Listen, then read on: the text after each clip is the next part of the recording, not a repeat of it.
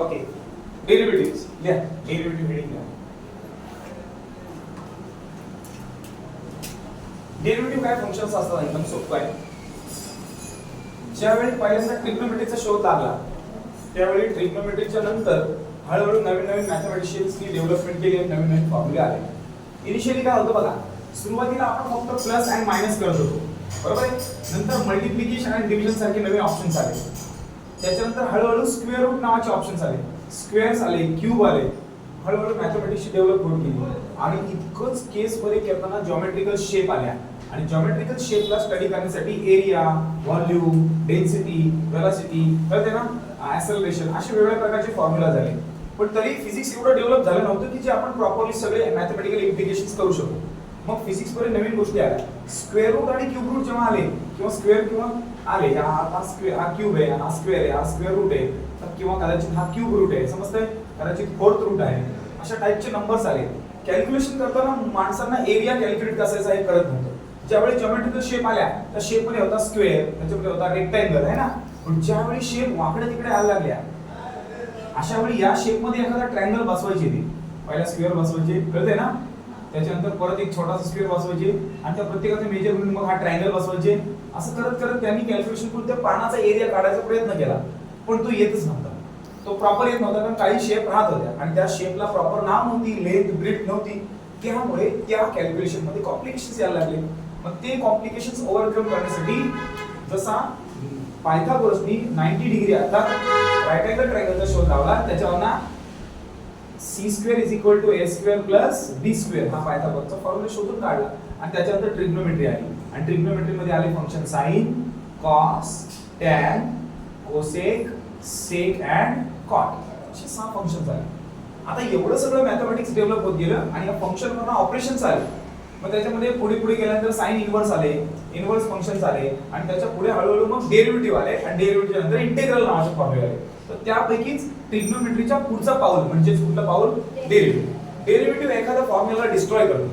जसे की तुम्ही चार्ज केली मोबाईलची बॅटरी डिस्चार्ज होते, म्हणजे तुम्ही चार्जिंग केलेल्या फॉर्म्युलाला डिस्ट्रॉय करता.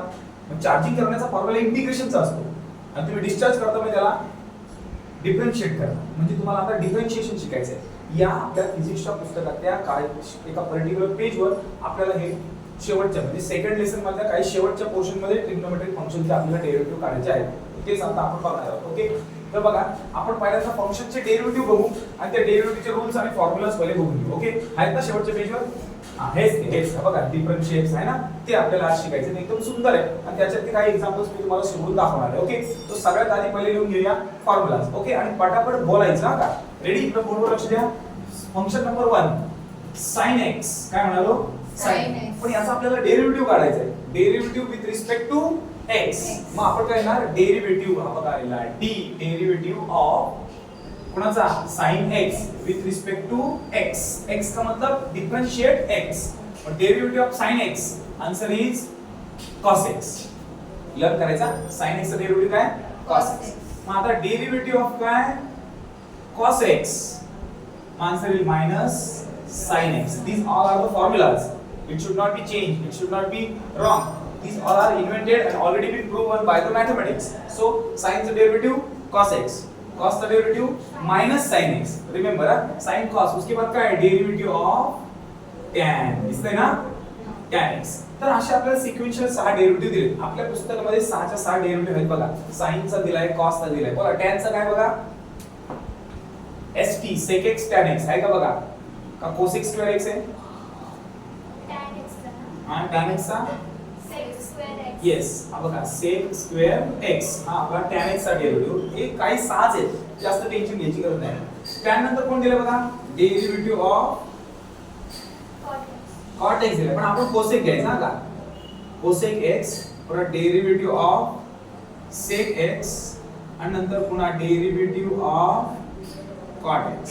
ओके, आणि आता लॉजिकल फॉर्म्युला लर्न करण्याचा पण मी तुम्हाला सांगणार आहे. सध्या मी लिहून देतोय फक्त. Okay fine. बघा cosec x चा डेरिव्हेटिव्ह होतो cc. c वरून सुरू झालाय ना, इथे c वरून सुरू ना cc. बघा जरा cosec x चा formula cosec x cot x आहे का, म्हणजे cc. हा बघा लिहिला काय, cosec x dot cot x आणि sec चा काय म्हणजे sec नी सुरू होतो st, sec x tan x. sec x tan x आहेत ना आणि मग कॉटचा काय येईल मग cosec स्क्वेअर x आहे बघा जरा आहे ना हा मायनस मध्ये असेल बघा मायनस cosec स्क्वेअर x आणि हे सहा फॉर्म्युले ज्याचे लग त्याला इंटिग्रेशनल डेरिव्हेटिव्ह अगदी इझी जाणार कुठला सेकचा हा का बघा तर आपले सहा डेरिव्हेटिव्ह हे सहा सोडून अजून मी 5 डेरिव्हेटिव्ह तुम्हाला एक्स्ट्रा देणार आहे तर तुम्हाला हा इंटिग्रेशन्स प्रॉपर करता येईल तर बघा हा झाला number 1 2 3 4 5 and 6 and there we go we are going to talk about the seventh one 7 8 and 9 जरा प्रॉपर लक्ष द्या मी सांगितलेल्या गोष्टीला फॉलो केला तर इझी आपल्याला डेरिव्हेटिव्ह शिकता येतील derivative number 7 constant derivative of constant के काय लिहिला का कॉन्स्टंटचा डेरिव्हेटिव्ह नेहमी 0 असतो किती असतो 0 जसे की पायचा डेरिव्हेटिव्ह अगर हमने निकाला डेरिव्हेटिव्ह ऑफ पाय तो पाय ही गोष्ट कॉन्स्टंट आहे 3.142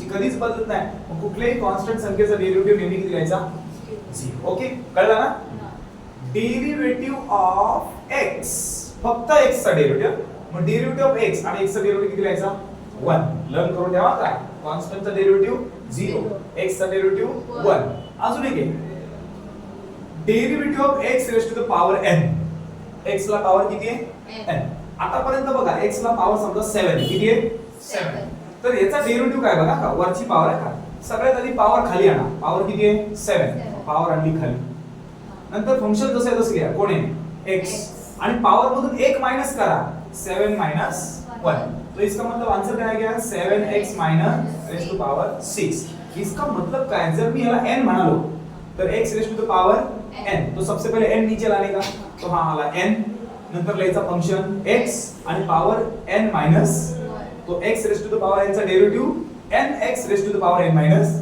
1 समझ में आई बात सो हा फॉर्मॅट झाला जर मी डायरेक्ट हे नसतं सांगितलं हे सांगितलं असतं तर हे काहीच कळलं नसतं पण आता लक्षात दे पॉवर खाली आणायची आणि वरच्या पॉवर मध्ये 1 मायनस करायचं सांगा x raise to the power n x raise to the power n minus 1 okay तीन डेरिव्हेटिव्ह मी एक्स्ट्रा सांगितले तुम्हाला अजून दोन डेरिव्हेटिव्ह माझ्याकडे आहेत ओके बघा log x डेरिव्हेटिव्ह ऑफ काय log x तर log x चा डेरिव्हेटिव्ह चुकीचा लिहिला log x चा डेरिव्हेटिव्ह 1 upon x डेरिव्हेटिव्ह हा 1 upon x आणि असे बरेचसे डेरिव्हेटिव्ह अजून आपल्याला बघायचे पण सध्या मी तुम्हाला हे 4 दिले आणि हे 6 ओके 7 8 9 आणि 10 हे डेरिव्हेटिव्ह तुमचे दिले की तुम्ही आता सम सोडवायला मोकळे तर आता तुम्हाला कुठल्याही प्रकारचे डेरिव्हेटिव्ह विचारतील कदाचित इंटिग्रेशन पण विचारतील आता इंटिग्रेशन काय असतं बघा ते सांगतो आधी समजा sin चा डेरिव्हेटिव्ह किती येतो सांगा cos x आहे ना sin x चा डेरिव्हेटिव्ह किती येतो cos x मग cos x चा इंटिग्रेशन काय येणार sin समजलं ना का हां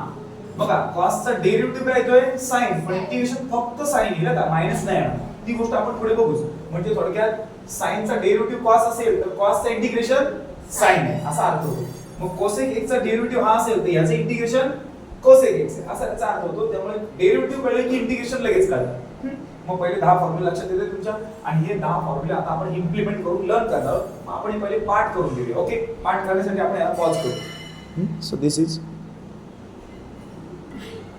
let's start what is the first function x raised to the power 8 so consider the function first y आपण या फंक्शनला काय कन्सिडर करायचा y मग सांगा y is equal to काय येणार मग x raised to the power 8 आणि आता आपल्याला डिफरन्शिएट करायचं आहे with respect to x so write down differentiate with respect to काय x आपण याला डिफरन्शिएट करणार दोन्ही बाजूने आता आता डिफरन्शिएट करायचं with respect to काय म्हणालो x मग आपण काय करणार d by dx हा डेरिव्हेटिव्हचा सिम्बॉल आहे माहिती ना हा दोन्हीकडे लावायचा इकडे पण लावायचा आणि इकडे पण लावायचा मग सांगा जरा डेरिव्हेटिव्ह ऑफ काय d by dx कोणाचा y चा ओके आणि इज इक्वल टू परत d by dx कोणाचा x raise to the power 8 चा ओके आता dy by dx चाच आपल्याला आन्सर काढायचा आहे जे याला आपण डिफरन्शिएट करणार सो कन्सिडर हा जो रूल्स आहे तो x raise to the power n ला लागू पडतो का हां म्हणजे फॉर्म्युला आहे n x raise to the power n minus 1 मग हा अप्लाय करून लावायचा मग सांगा काय पहिल्यांदा 8 घाली यायचे किती येणार आन्सर 8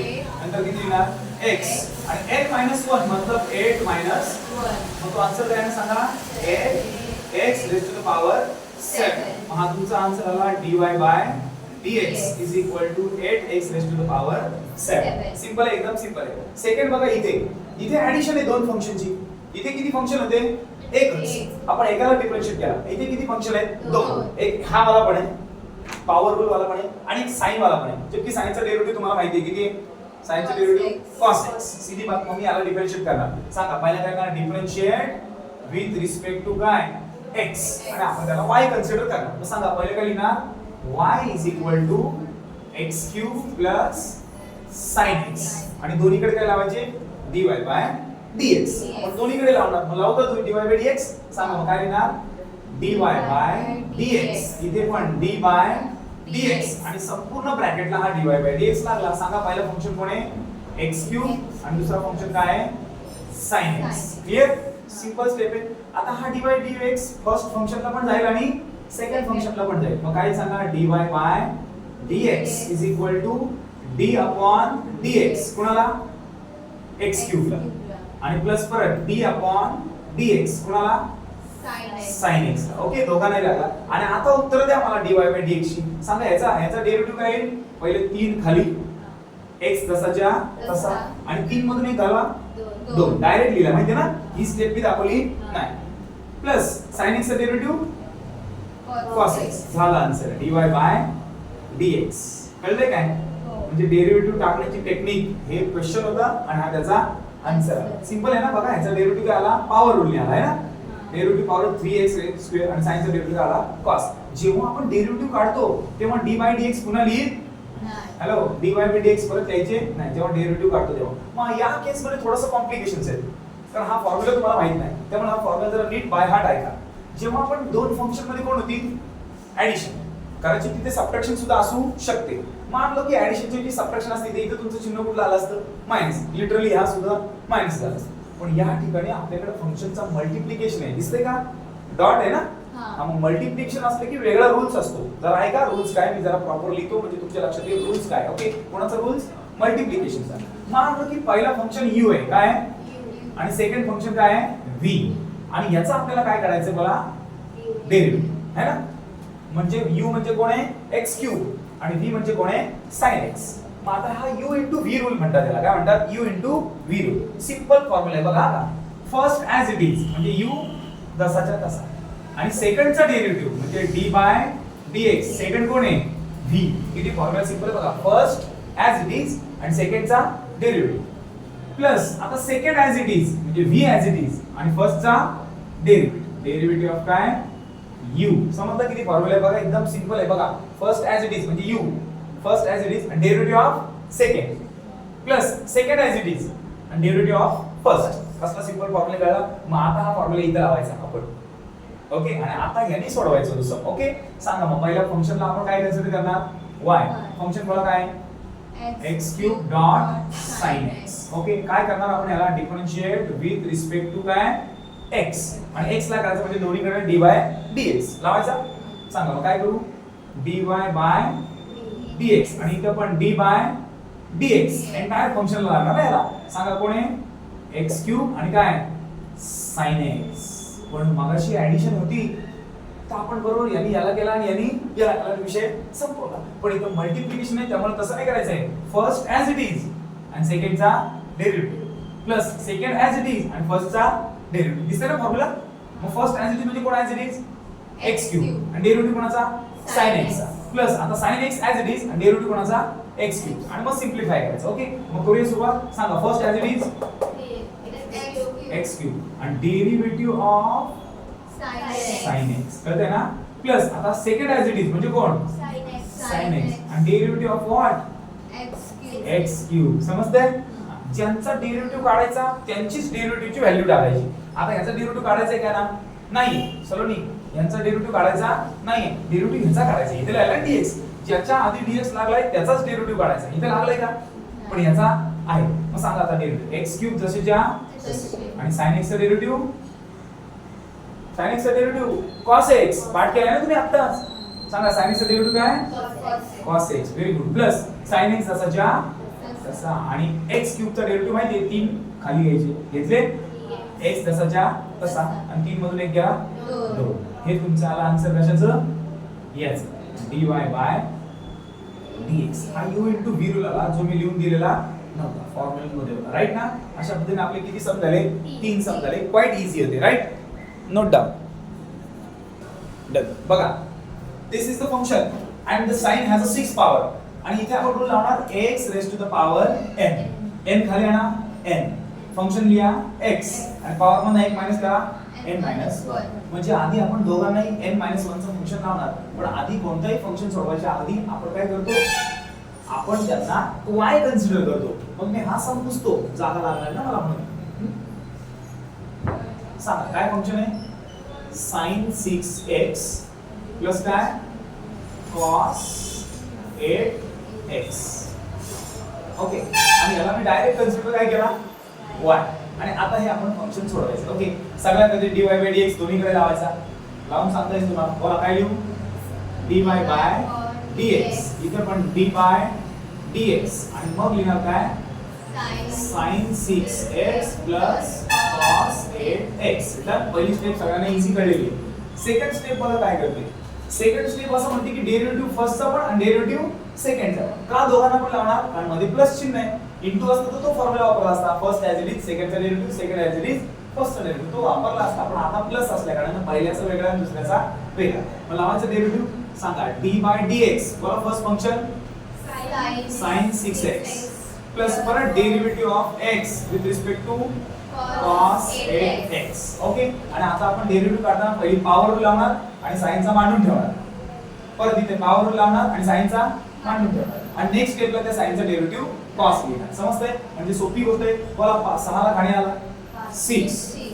नंतर किती sin x आणि 6 minus 1 5. ओके, म्हणजे मी कुठला रूल लावला? पॉवर. पण अजून साइनचा डेरिव्हेटिव्ह काढलेला म्हणून इनटू डेरिव्हेटिव्ह ऑफ काय sin x. कळते ना?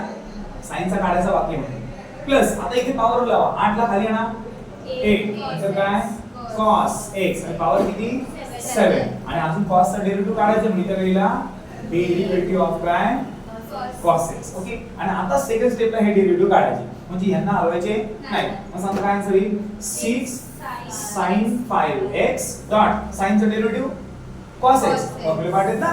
साइनचा डेरिव्हेटिव्ह cos x. कळते ना फॉर्म्युला काय दिले? आणि प्लस ॲज इट इज किती 8 cos 7x. आणि इथे साइन कुठलाही द्यायचं नाही आधी. आता ब्रॅकेट घ्यायचा कारण cos चा डेरिव्हेटिव्ह मायनस. आठवते ना? मग हा लिहिला मी डॉट मायनस आहे ना, इथेच मायनस केला तरी चालेल. मायनस काय sin x. ओके, हा मायनस काय केला कारण तो डेरिव्हेटिव्ह फंक्शन नी या अख्ख्या टर्मला मायनस करून टाकला. मग हा आला dy by dx and this is your answer. Okay, so that's quite easy to proceed the way you can easily solve the integration by using the integral record.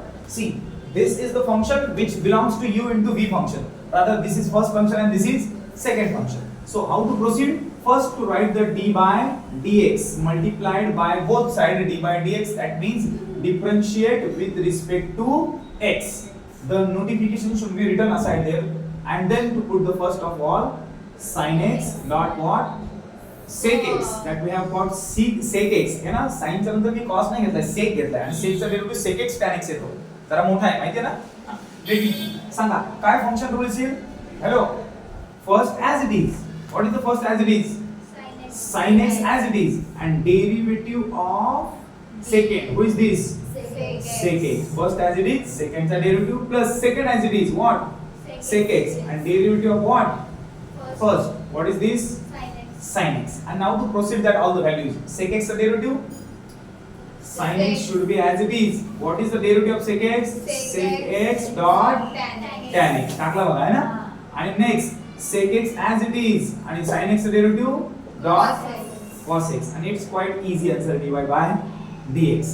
But if you repeat the function right here, if you got is sec x आणि इथे सुद्धा sec असेल तर sec x into sec x sec square x. पण याच्यामध्ये कुठलाही function repeat नाहीये त्यामुळे आपण काय करायची गरज नाही. पण तुम्ही tan ची व्हॅल्यू sin अपॉन cos टाकू शकता इथे.